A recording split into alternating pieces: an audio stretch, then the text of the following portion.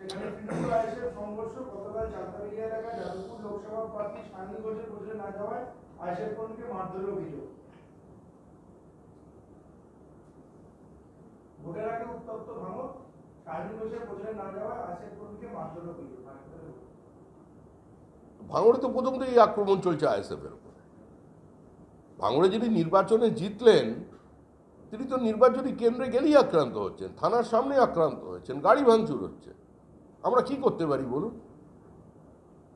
এই যে সংখ্যালঘুদের উপর আক্রমণ হচ্ছে, সংখ্যালঘু এলাকাগুলো উত্তপ্ত করে দেওয়া হচ্ছে, রক্তাক্ত করে দেওয়া হচ্ছে, এই রাজনীতি তৃণমূল। এখন সংখ্যালঘুদের এটা বুঝতে হবে কার কাছে তারা সুরক্ষিত।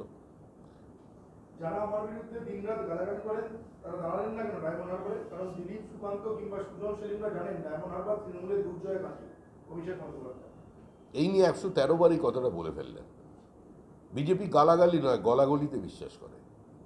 আমরা আমাদের মতো করে নির্বাচন লড়ছি।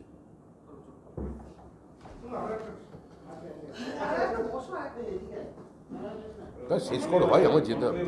ভোটের দিন যখন ঝাড়গ্রামে বিজেপি প্রার্থী প্রমোদ টুডু তার বিরুদ্ধেই গাড়ি ভাঙচুর করা এবং একাধিক বিরুদ্ধে মামলা করা হয়েছে, পুলিশ তার বিরুদ্ধেই করেছে, পুলিশ আক্রান্ত হয়েছে তার বিরুদ্ধে। সেটাই তো স্বাভাবিক। এটা না করলে সেটা অস্বাভাবিক হতো। যে আক্রান্ত হবে সেই মামলা শিকার হবে। ঠিক যেভাবে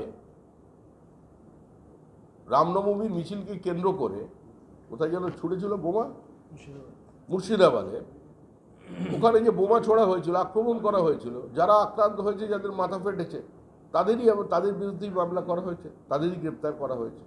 এটাই তো তৃণমূলের পদ্ধতি কাজ করার। তো ভুল তো কিছু করেনি ওরা। ভোটের আগে ভাঙড়ের তৃণমূল কংগ্রেস নেতা ইব্রাহিম মোল্লা বাপিকে গ্রেফতার করা হয়েছে। ভোটের আগে গ্রেফতার করা হয়েছে ভাঙড়ের তৃণমূল কংগ্রেসের নেতা ইব্রাহিম মোল্লা ওরফে বাপি। নির্বাচন কমিশন মনে করেছে একটু বেশি দুষ্টুমি করতে পারে, ওই জন্য তুলে নিয়েছে। আর ভোটা হয়ে আমডাঙ্গায় তৃণমূল বনাম তৃণমূল বাড়িতে চড়া হয়ে মহিলা পঞ্চায়েত প্রধানকে মেরে নাক পাঠিয়ে দেওয়ার অভিযোগ উঠল দলেরই 50 সদস্য তার অনুগামীর বিরুদ্ধে। সেটাই তো স্বাভাবিক। দল ক্ষমতা থেকে চলে যাচ্ছে, নাও অন নেবার, এখন নিয়ে নিতে হবে, কেড়ে নিতে হবে। কেড়ে নিয়ে মারামারি। রাজতন্ত্র যখন পতন হয় তখন কি হয়? ভাই ভাইকে খুন করে।